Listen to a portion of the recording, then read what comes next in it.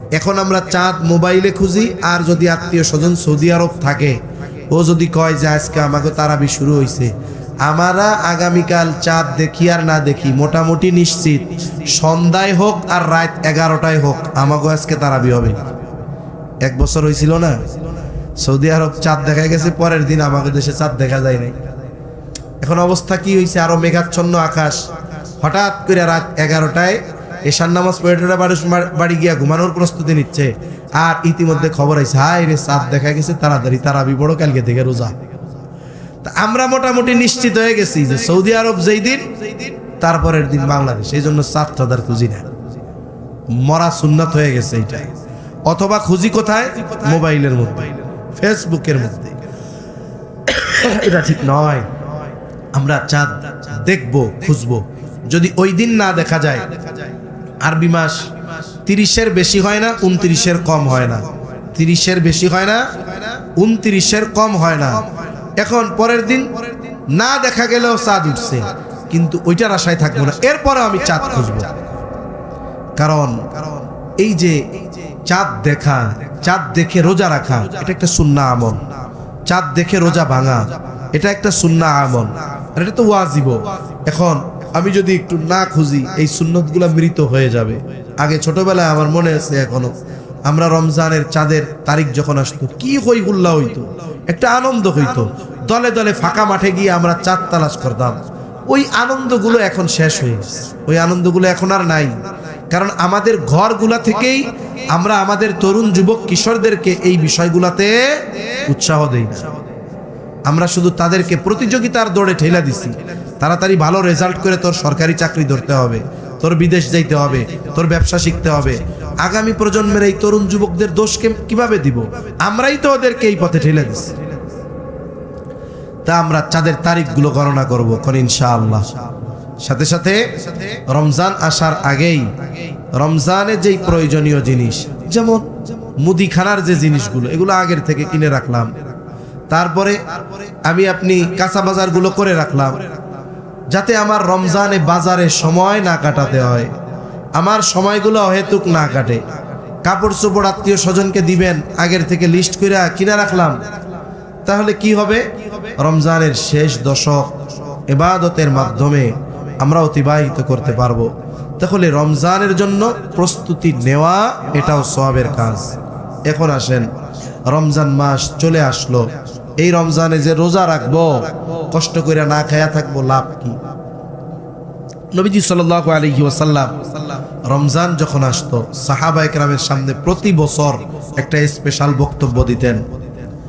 আতাকুম রমাদান, এই যে রমজানের আগমন ঘটছে, শাহরুম মুবারাকুম, এটা হলো বরকতময় মাস। এই মাসে আল্লাহ তোমাদের উপরে রোজা ফরজ করেছে।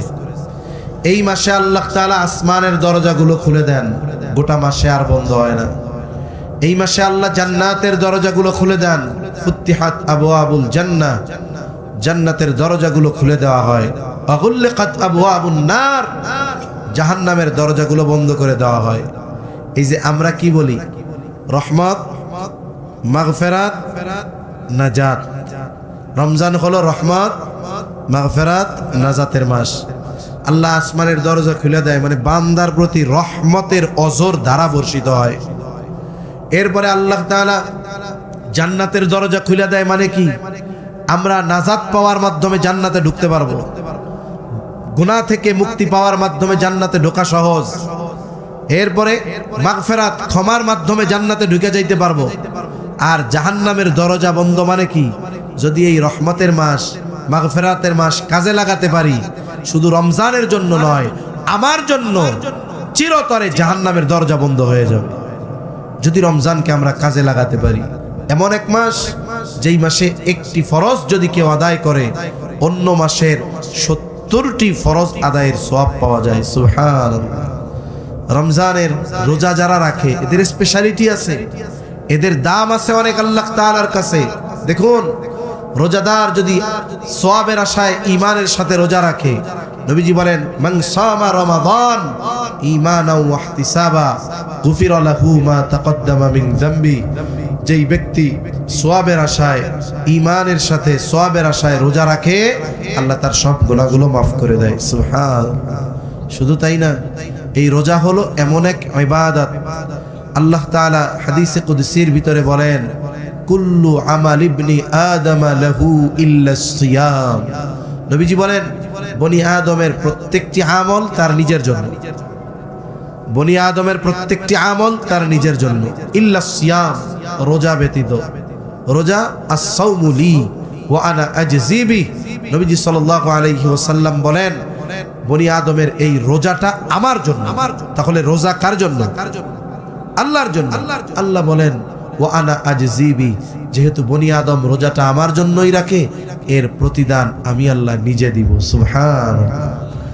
তাহলে রোজা আল্লাহর জন্য, স্পেশাল ভাবে প্রতিদান আল্লাহ দিবেন। কিন্তু কিছু প্রতিদানের স্যাম্পলের কথা আল্লাহ জানাইছে। এখন আল্লাহর জন্য যেহেতু রোজা, এই ব্যক্তি আল্লাহর কাছে কেমন প্রিয়? আল্লাহ রাসূল সাল্লাল্লাহু আলাইহি ওয়াসাল্লাম বলেন, রোজাদার দীর্ঘ সময় অভুক্ত থাকার কারণে তার পাকস্থলীর একটা গন্ধ তার মুখে আসে। শুনুন, দাঁত ব্রাশ মেসওয়াক না করার এক গন্ধ, আর দীর্ঘ সময় না খেয়ে থাকার আর এক গন্ধ। মনে করেন আপনি আত্মীয় বাড়িতে বেড়াইতে গেছেন 10 দিনের জন্য, যাওয়ার সময় কি করেন? ঘর মুছে, বিছানা পরিষ্কার করে, ঝাড়ু টাড়ু পরিষ্কার করে আমরা রাইখা বের হই না? এরপরেও 10 দিন পরে পরিষ্কার ঘরে যখন আইসা ঢুকি, একটা গন্ধ পাওয়া যায় কি যায় না? গন্ধটা কিন্তু একটু বিদঘুটে গন্ধ হয়। দরজা জানলা খুলে দিলে গন্ধটা চলে যায়। বলে এটা কি অপরিষ্কারের কারণে গন্ধ? না না, বলে ঘরে মানুষ থাকে নাই, মানুষ অবস্থান করে নাই, এই শূন্য থাকছে, এই কারণে একটা গন্ধ হয়। এই যে পাকস্থলী দীর্ঘ সময় না খেয়ে থাকার কারণে একটা গন্ধ আসে, ওইটা দাঁত না মাজার গন্ধ না। আল্লাহর নবী বলেন, লা খুলুফু ফামিস সাইমি আতইয়াবু ইনদাল্লাহি তাআলা মির রিহিল মিস্ক। এই যে রোজাদার রোজা রাখার কারণে তার যে গন্ধ হয় মুখে, এই গন্ধটা আল্লাহর কাছে মিশক আম্বরের চাইতে বেশি প্রিয়। সুবহানাল্লাহ। আপনি কইতে পারেন, হুজুর গন্ধ আবার আল্লাহর কাছে প্রিয় হয় কেমনে? দুনিয়ার একটা উদাহরণ দেই। দুনিয়ার অনেক মেয়ে আছে, বিবাহের আগে বাবার আদরের দুলালি ছিল, মা নিজে হাতে তারে তুইলা খাওয়াইতো, কাপড়টা নিজে জীবনে ধুইতো না, মুরগির পায়খানা দেখলেও গন্ধে বেবে বেবে করতো। হ্যাঁ, এই মেয়েটার যখন বিবাহ হয়েছে, আল্লাহ একটা সন্তান দিছে তাকে, এই মেয়েটা খুশির যেই কারণগুলো, এর মধ্যে অন্যতম একটি কারণ হলো তার বাচ্চার যদি সঠিক সময় পায়খানা হয়, এটা তার জন্য খুশির বিষয়। ওই মা যার ছোট বাচ্চা আছে, 3 দিন পায়খানা হয় না, ছোট বাচ্চা নাবালক দুধের শিশু, জিজ্ঞাসা করেন যে 4 দিন তো বাচ্চার পায়খানা হয় না, কি টেনশন? টেনশনে মরে যাইতেছি, কোনো বাথরুম টাথরুম হচ্ছে না, পেটটা ফুলে গেছে। একটু পরে যদি ওই পোলায় বাথরুম করে, ওই যে নাবালক শিশু, দেখবেন মার কি খুশি, হ্যাঁ আজকে আমার পোলাটার বাথরুম হয়েছে 4 দিন পরে। অথচ আগে মুরগির পায়খানা দেখলে নাক মুখ বন্ধ করে দৌড় দিত। ওই মেয়েটা এখন তার বাচ্চার পায়খানা হচ্ছে, এতে সে খুশি। শুধু তাই না, বাচ্চার পায়খানার রঙের উপরে কিছু আলামত পাওয়া যায়, যে বাথরুমটা এই কালারের হলে পেটে এই সমস্যা, এটা একটা আলামত। সে ওই বাথরুম দেখে, আবার গন্ধ শুকে, যে কোন ধরনের গন্ধ, পেটে গ্যাসের সমস্যা কিনা, দুধের সমস্যা হইল কিনা। একটু চিন্তা করেন তো, যে মোহাব্বতের কারণে সন্তানের পায়খানার গন্ধ মা শুকে, পায়খানা হইলে খুশি হয়, আর আল্লাহ তাআলার জন্য রোজা রাখবে বান্দা, মুখে গন্ধ হবে, আল্লাহ তাআলা ভালোবাসবে, এতে কি অসুবিধার কিছু আছে? তাহলে চিন্তা করেন, আল্লাহ তাআলার প্রিয় পাত্র হওয়া যায়। এরপরে কি? জাহান্নাম থেকে বাঁচার জন্য যে অস্ত্রগুলা দরকার, এর মধ্যে অন্যতম রোজা। নবীজি বলেন, আস-সাওমু জুন্নাতুন, রোজা হলো ঢাল স্বরূপ। কিসের থেকে? জাহান্নাম থেকে বাঁচার ঢাল। বলে রোজা জাহান্নাম থেকে বাঁচাবে তখন যখন ওই রোজা হবে গুনাহমুক্ত রোজা। আমরা অনেকে রোজার সময় টাইম কাটানোর জন্য আমরা মোবাইল দেখি, গল্প গুজব করে আমরা এই সময়গুলো অতিবাহিত করি। দেখুন, এই যে গল্প গুজব করে যেই ব্যক্তি রোজার সময়গুলো অতিবাহিত করলো, এর রোজা নবীজি বলেন না খেয়ে থাকার নামান্তর। এই লোকটার রোজা রাখা না রাখায় আল্লাহর কিছু আসে যায় না। ফরজ আদায় হবে ঠিক, কিন্তু ওই রোজাদার আল্লাহর কাছে প্রিয় হতে পারবে না। তাহলে রোজা জাহান্নাম থেকে বাঁচার ঢাল। আচ্ছা হইছে আপনাদের আসছে?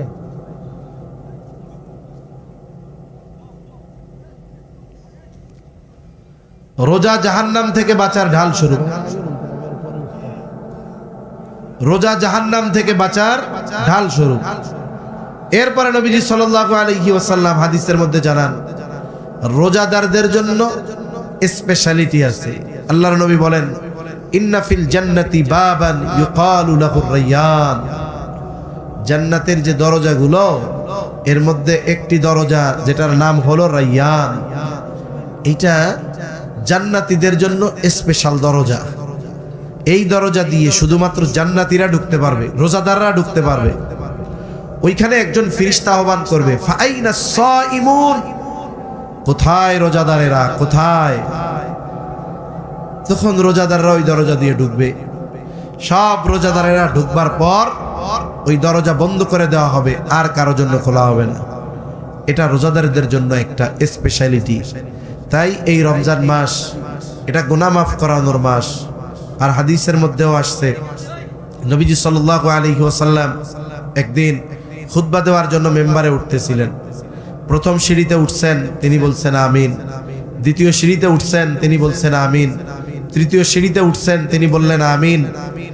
সাহাবা একরাম আমিন কেন বলল এটা তো আর জানেন। নামাজের পরে নবী সাল্লাল্লাহু আলাইহি ওয়াসাল্লামকে জিজ্ঞাসা করলো ইয়া রাসূলুল্লাহ সাল্লাল্লাহু আলাইহি ওয়াসাল্লাম, আপনি যে পরপর তিনবার আমিন বললেন কেন? নবীজি সাল্লাল্লাহু আলাইহি ওয়াসাল্লাম তখন বললেন যে আমি প্রথম সিঁড়িতে উঠলাম, জিবরাইল আলাইহিস সালাম একটা দোয়া করছে, আমি আমিন বলছি। দ্বিতীয় সিঁড়িতে উঠছি, জিবরাইল আলাইহিস সালাম আর একটা দোয়া করছে, আমি আমিন বলছি। তৃতীয় সিঁড়িতে উঠছি, জিবরাইল আলাইহিস সালাম দোয়া করছে, আমি আমিন বলছি। তা এই দোয়াগুলোর মধ্যে একটি দোয়া হলো যেই ব্যক্তি রমজান মাস পেল কিন্তু তার গুনাহ মাফ করাতে পারলো না, সে ধ্বংস হয়ে যাক। দোয়া করছে কে? জিবরাইল আলাইহিস সালাম। আমিন বলছে কে? রাসূলুল্লাহ সাল্লাল্লাহু আলাইহি ওয়াসাল্লাম। আর বলেন তো এই দোয়া যে আল্লাহর কাছে কবুল হয়েছে কোনো সন্দেহ আছে? জোরে বলেন, সন্দেহ আছে? সন্দেহ নাই। তাই আমরা রমজানের জন্য প্রস্তুতি নিব এবং যথাযথ ইবাদতের মাধ্যমে আমরা রমজান অতিবাহিত করব। এই রমজান যেন হয় আমার জীবন পরিবর্তনের রমজান। আল্লাহ তাআলা তৌফিক দান করেন। সকলে বলি আমিন। ওয়া আখিরু দাওয়ানা আনিল হামদুলিল্লাহি রাব্বিল আলামিন।